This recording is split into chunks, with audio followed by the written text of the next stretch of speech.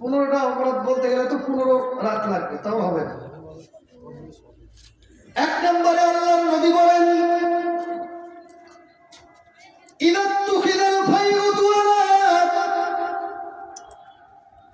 এই যে যতগুলো গজবের কথা আল্লাহর নবী বলেছেন, এর 1 নম্বর কারণ হলো যখন রাষ্ট্রীয় সম্পদকে নিজের ব্যক্তিগত সম্পদ মনে করা হবে।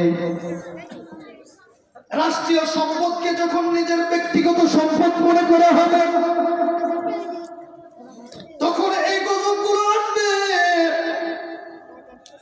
আমরা পূর্বের অভিজ্ঞতার আলোকে চিন্তা করে দেখতে পারি, কত মানুষ এমন আছে রাষ্ট্রের সম্পদটা মনে হতো যেন তাদের নিজের পৈতৃক সম্পত্তি। কি বলেন, কথা ঠিক না বেশি? যার ফলে আমরা দেখেছি করোনাকালে মানুষ সর্বস্ব হারিয়েছে। মধ্যবিত্ত লোক যারা, তাদের কর্মসংস্থানের ব্যবস্থা বন্ধ হয়ে গিয়েছে। নিম্নবিত্ত যারা, তারা আরো নিম্ন হয়ে গেছে। আরেক শ্রেণীর মানুষ যারা শত শত বোতল তেল তাদের খাটের নিচে রাখছে। মানুষের আহার্য জিনিসপত্র নামের শ্বাস উঠে গিয়েছিল, খাওয়ার অভাবে মানুষ ছটফট করতেছিল। এমন একটা পরিস্থিতি ওই সময় দেখা গিয়েছে অনেকের বাড়িতে চাউলের গোডাউন। কি বলেন, কথা ঠিক না বেঠি? অনেকের বাড়িতে আলুর গোডাউন। বলেন তো দেখি, এটা তো রাষ্ট্রীয় সম্পদ, এটা সবার, এটা ব্যক্তিগতভাবে গ্রহণ করার দায়িত্ব কারো নয়। আছে কি বলেন? তাহলে যে সমস্ত গজব আসার জন্য সর্বপ্রথম কাজ হল রাষ্ট্রীয় সম্পদকে যখন নিজের সম্পদ মনে করা হবে, ব্যক্তিগত সম্পদ যখন মনে করা হবে, মানুষ পেল কি না পেল ওটা দেখার দরকার নাই, আমি পেলেই হবে। কি বলেন, কথা ঠিক না বেঠিক? এক বেচারাকে ধরছে যে তুই দুর্নীতি করছিস, বলে কই দুর্নীতি করলাম, কই? তাহলে দুর্নীতি যদি নাই করো, এত যে বরাদ্দ আসলো তুমি কি করলা? বলে সব জনগণের মধ্যে দিয়ে দিছি।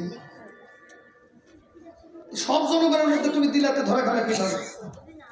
তো বলছে আমি নিছি, আমার স্ত্রীকে দিছি, আমার মামাকে দিছি, আমার ভাইকে দিছি, আমার চাচাকে দিছি, আমার শ্বশুর শাশুড়ি আত্মীয় স্বজন যারা, তাদের মধ্যে আমি কোটি কোটি টাকা বরাদ্দ করছি।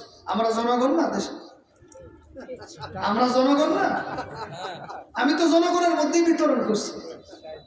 কি কথা ঠিক না? এরকম হয়ে গেছে না? নামধারী যারা, কার কথা বলবো, কি বলবো, কি থুয়ে কি বলবো, সময় তো নাই।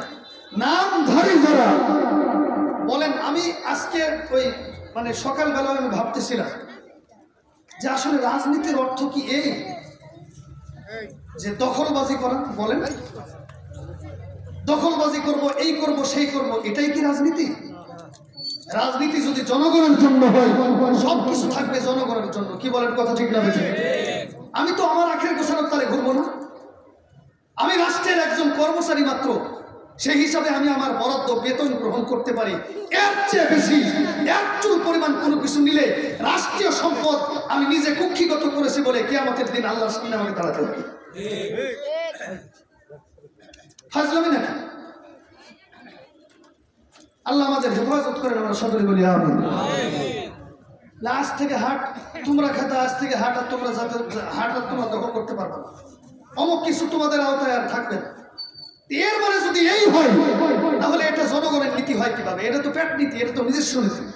আর এই নিজস্ব নীতিকে কখনো ইসলাম সমর্থন করতে পারে? এই জন্য 1 নম্বরে যেটা বলতেছিলাম,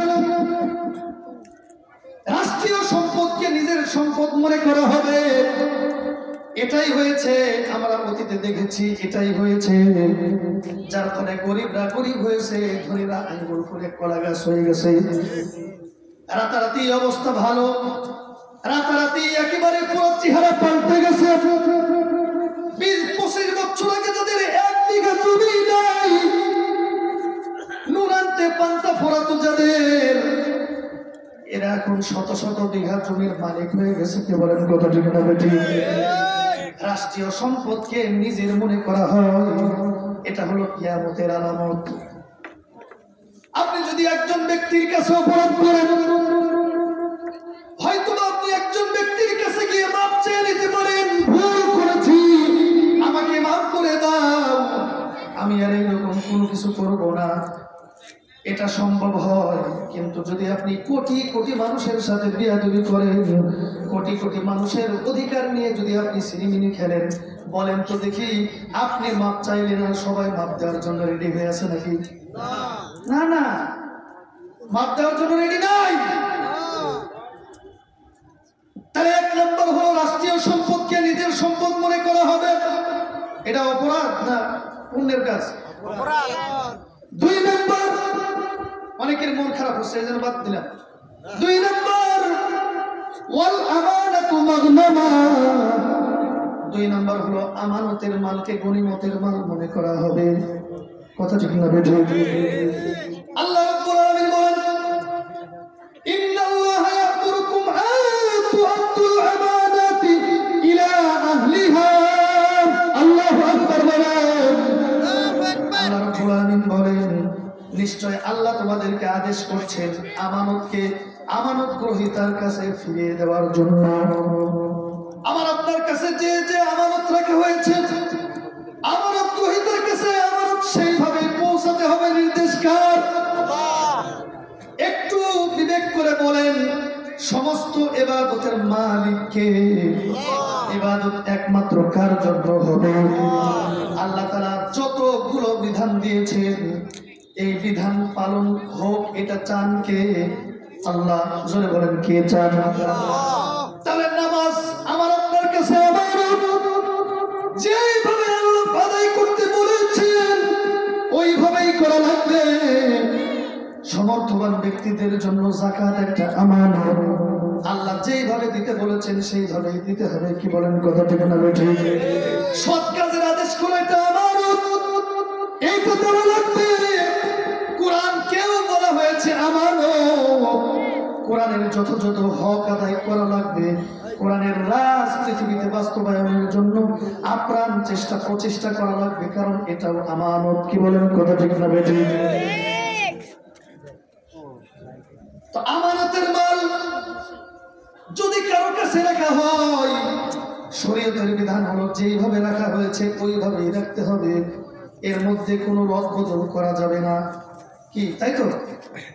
1000 টাকা দিয়েছে, হুবাহু যেই নোটটা আমার আপনার কাছে রাখতে দিয়েছে ওইটাই দেওয়া লাগবে, ওলট পালট করা যাবে না। এটা কি? আমানত। কিন্তু কিয়ামতের আগে আল্লাহর নবী বলেছেন, ওয়াল আমানাতু মাগনামা, আমানতকে গনিমতের মাল মনে করা হবে। এখন আমাদের মধ্যে তাই হয়। কি বলেন, কথা ঠিক না বেঠিক? অমুককে বললো যে ভাই 5000 টাকা আমি তোমার কাছে রাখলাম, বিপদে মুসিবতে পড়লে আমি তোমার কাছ থেকে টাকা নিব। এই বেচারা চিন্তা করে, পাইছি যখন হাত ছাড়া করা যাবে না, নিজের মতো নিজে খরচ করা আরম্ভ করে। জোরে বলেন, এরকম আছে না নাই? এমনকি মসজিদের রক্ষণাবেক্ষণ যারা করে, মসজিদের ক্যাশ খেয়ে ফেলে, এইরকম মানুষ আপনাদের অঞ্চলে নাও থাকতে পারে, আমাদের অঞ্চলে কোনো অভাব নাই। মসজিদের সম্পদ নষ্ট করে, মসজিদের ক্যাশ পর্যন্ত তার কাছে নিরাপদ না। কি বলেন, কথা ঠিক না বেঠিক? ও মুসলমান, এটা হলো একটা অপরাধ। আমানতকে গনিমত মনে করা যাবে না, আমানতকে আমানতই মনে করতে হবে। যেই রকম রেখেছে ওই রকম তাকেই দিতে হবে।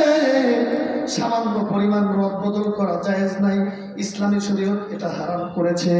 আর আমানতের খেয়ানত যারা করে, নবীর পরিভাষায় এরা হলো মুনাফিক। জোরে বলেন, কি? আর আসতে বলেন, এরা কি? আল্লাহর নবী বলেছেন, আয়াতুল মুনাফিক সালাসা, মুনাফিকের নিদর্শন হলো 3টা। এক নম্বর হলো ইদা হাদ্দাথা কাযাবা, এই বেটা যখন কথা বলবে তখন কথার মধ্যে একটাও সত্য কথা পাওয়া যাবে না। বিসমিল্লাহ বলে শুরু করবে ঠিকই, কিন্তু ওর কথা তোলার আসে লোক দিয়ে বাটি সালাম যদি দেওয়া হয় একটা কথাও সত্য পাওয়া যাবে না।